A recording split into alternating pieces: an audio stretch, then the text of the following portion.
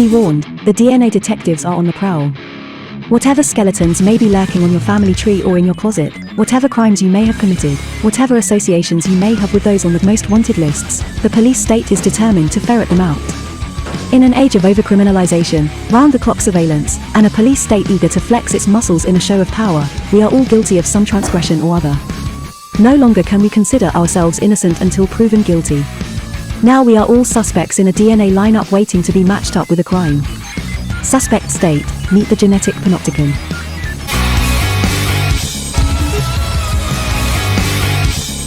DNA technology in the hands of government officials will complete our transition to a surveillance state in which prison walls are disguised within the seemingly benevolent trappings of technological and scientific progress, national security, and the need to guard against terrorists, pandemics, civil unrest, etc. By accessing your DNA, the government will soon know everything else about you that they don't already know: your family chart, your ancestry, what you look like, your health history, your inclination to follow orders or chart your own course, etc. It's getting harder to hide, even if you think you've got nothing to hide.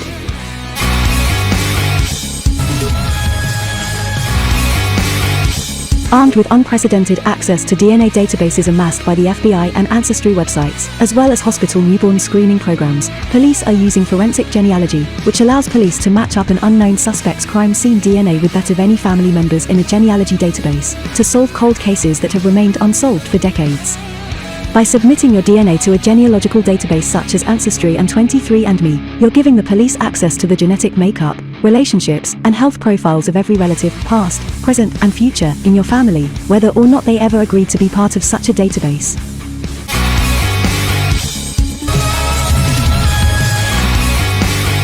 It no longer even matters if you're among the tens of millions of people who have added their DNA to ancestry databases. Public DNA databases have grown so massive that they can be used to find you even if you've never shared your own DNA.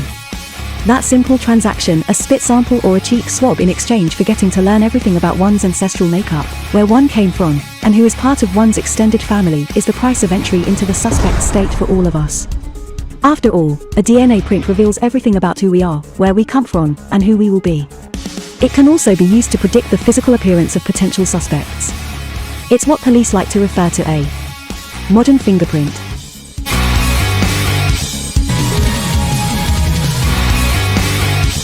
Fingerprint technology created a watershed moment for police in their ability to crack a case. DNA technology is now being hailed by law enforcement agencies as the magic bullet in crime solving, especially when it helps them crack cold cases. It's not just psychopaths and politicians who are getting caught up in the investigative dragnet. In the police state's pursuit of criminals, anyone who comes up as a possible DNA match, including distant family members, suddenly becomes part of a circle of suspects that must be tracked, investigated, and ruled out. Victims of past crimes are also getting added to the government's growing DNA database of potential suspects. Guilt by association has taken on new connotations in a technological age in which one is just a DNA sample away from being considered a person of interest in a police investigation.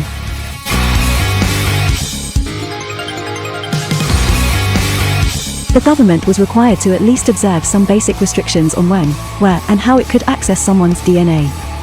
That was turned on its head by various US Supreme Court rulings that heralded the loss of privacy on a cellular level. The US Supreme Court ruled that taking DNA samples from a suspect doesn't violate the Fourth Amendment. The court's decision determined that individuals do not have a right to privacy when it comes to their DNA. This made Americans even more vulnerable to the government accessing, analyzing, and storing their DNA without their knowledge or permission. It's all been downhill since then.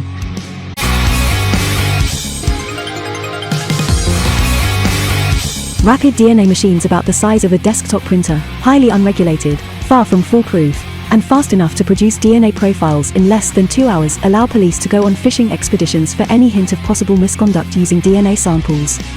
As police agencies build out their local DNA databases, they are collecting DNA not only from people who have been charged with major crimes but also, increasingly, from people who are merely deemed suspicious, permanently linking their genetic identities to criminal databases. All 50 states now maintain their own DNA government databases, although the protocols for collection differ from state to state. Increasingly, many of the data from local databanks are being uploaded to CODIS, the FBI's massive DNA database, which has become a de facto way to identify and track the American people from birth to death.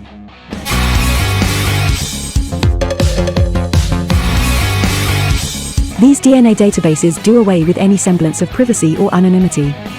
The lucrative possibilities for hackers and commercial entities looking to profit off one's biological record are endless. It's estimated that the global human identification market is projected to reach $6.5 billion by 2032. These genetic databases and genomic technology also make us that much more vulnerable to creeps and cyberstalkers, genetic profiling, and those who would weaponize the technology against us. Unfortunately, the debate over genetic privacy and when one's DNA becomes a public commodity outside the protection of the Fourth Amendment's prohibition on warrantless searches and seizures continues to lag far behind the government and corporate America's encroachments on our rights.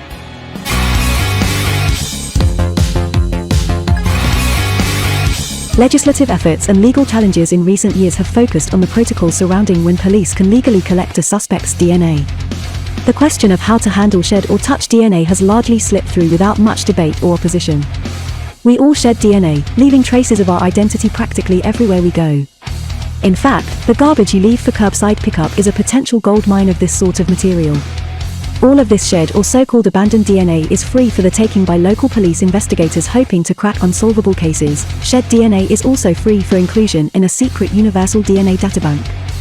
What this means is that if you leave your DNA traces anywhere a crime has been committed, you've already got a file somewhere in some state or federal database. The science fiction future, in which police can swiftly identify robbers and murderers from discarded soda cans and cigarette butts, has arrived. Genetic fingerprinting is set to become as routine as the old-fashioned kind.